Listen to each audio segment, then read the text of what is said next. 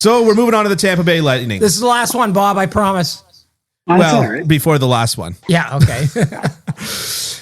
If the Florida Panthers, the Calgary Flames, the Tampa Bay Lightning, the Carolina Hurricanes, and the Colorado Avalanche are essentially the true Stanley Cup contenders, only one of those teams has a first-round pick in this draft, and that is, of course, the Tampa Bay Lightning.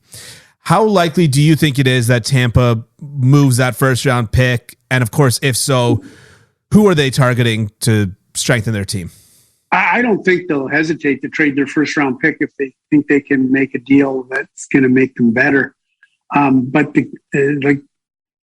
some teams are tight to the cap. The Tampa Bay Lightning are basically on the cap. They're hermetically sealed to the cap. They don't even have cent.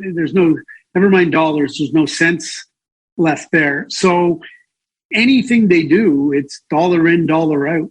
Mm-hmm. So it's Julian Brisebois is going to be looking and seeing, is there any option out there for a player who's better than someone we already have, and that we could lose that player off our roster and bring somebody else in. And so I don't anticipate it being a major acquisition if they do. My colleagues, Pierre and Dregs and CJ at TSN, I believe have mentioned along the line that, Tampa is always looking for, more depth on defense. And, but as I say, if you're getting more depth on defense, then you're losing a piece somewhere else, whether it's on defense or up front. But I think the Jacob Middleton in San Jose and Tampa, I think, has been one of the many teams identified in talking to San Jose. And the funny thing about Middleton, you can look it up, Kenny, because you've got a computer in front of you, I'm sure. I do. But Middleton, I think he makes less than $1 million, if I'm not mistaken. He's down there, and I'll look it up. 750 maybe, but so again, but even on the Tampa Bay Lightning, you still got to make a hard decision on where's that money coming from? What player do we delete if we add a player like that? But I'm sure Julian Brisebois is looking at all his options. Why wouldn't he? To the opportunity to do something that's never been done in the salary cap era, win 3 cups in a row. Right. The closest I think we can come to that would be Chicago had 3 and 5 years, maybe 3 and 5. Yeah. 3 and 5. And I always used to say I would qualify the Chicago Blackhawks as a modern day salary cap NHL dynasty. Sure. Yeah. It's actually 3 and 6, 11, 13, 15. Right. Okay. So 3 and 6, but 3 and 6.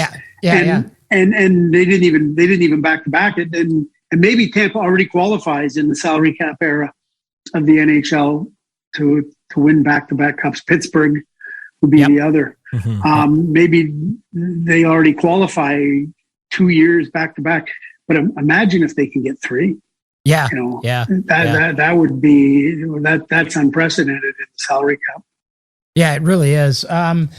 Jacob Middleton is at $725. Last year of his deal, he's an RFA with arbitration rights.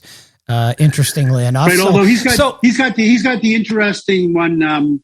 He could be a potential Group 6 free agent. Yeah. If he plays every game the rest of the year, he won't be a Group 6. But if by any chance he were to not be in the lineup or whatever.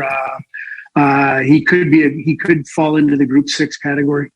But the thing with Jacob Middleton, if you do, assuming you get him and he stays as a RFA with arbitration rights, that's effectively a guy that's under contract for another year at least, right? Because you're either going to take him to arbitration, he's going to take you to arbitration, or you're going to come up with a deal that's somehow you're going to figure it out, right? So that might actually drive the price up a little bit, I would think.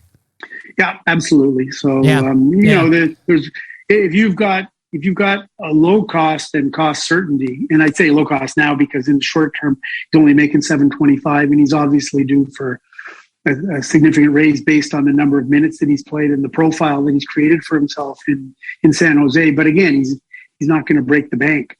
No. as an RFA.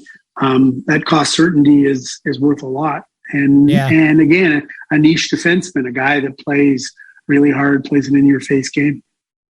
Last year in the last couple of years, they've had that third line, of course, right? Now that third line consists of Pat Maroon, Bellemare, and Corey Perry. Mm-hmm. And that's okay. That's okay. But it's not Blake Coleman, Yanni Gourde, and Blake Coleman, Yanni Gourde, and Barclay Goodrow. It's not that.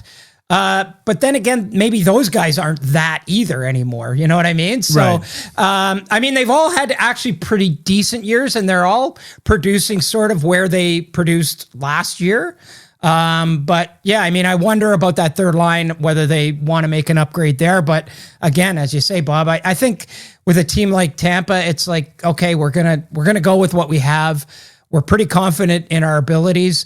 I think Tampa's playing at about 80 to 85% right now. Yeah. I really do. Mm-hmm. So I'm wondering if you don't just say, okay, guys, let's just go with what you have and see if we can pull this off again. Yeah, and plus the other thing, that division is insane. Like when you look at how good the Florida Panthers are this year, up until recently, how well the Toronto Maple Leafs have played. Boston at various times. Boston's had a funny year where at times they've been really bad and at times they've been really good. Yep. But there's still a team that could really mess around with you in the first round of the playoffs. Yep. And whichever one of those teams, along with Tampa, finishes fourth in division, they get a wild card. What are they looking at? You're either looking at the top team in the conference, or you're going to get like the Carolina Hurricanes. Yeah. And so the route for Florida, Tampa, Toronto, and Boston to get, never mind to the Cup final, to get to the conference final, it's hard. That's tough sledding, and that's where that might spur you on to try and do everything you could at the deadline, but it might also make you say, you know what, we got to go through Murderer's Row just to get out of the second round. Yeah, I'm gonna be a little bit careful about how much of my future I give up, because if we've learned anything about this game of hockey, it's incredibly random, and luck plays an incredible, especially when you're talking about teams that are over the course of 82 games are as close together as those teams are. Yeah. Why blow your brains out if Toronto blows their brains out and it's like, oh great, we get to play the Lightning in the first round. Yay. That worked out well. So anyway, you were making fun of us nerds saying stuff like regressing to the mean. Maybe Toronto getting beat by Montreal last year, and then, the regression to the mean would be them beating Tampa this year. Might be. Yeah. It all works out to them being a mid-tier team. It does.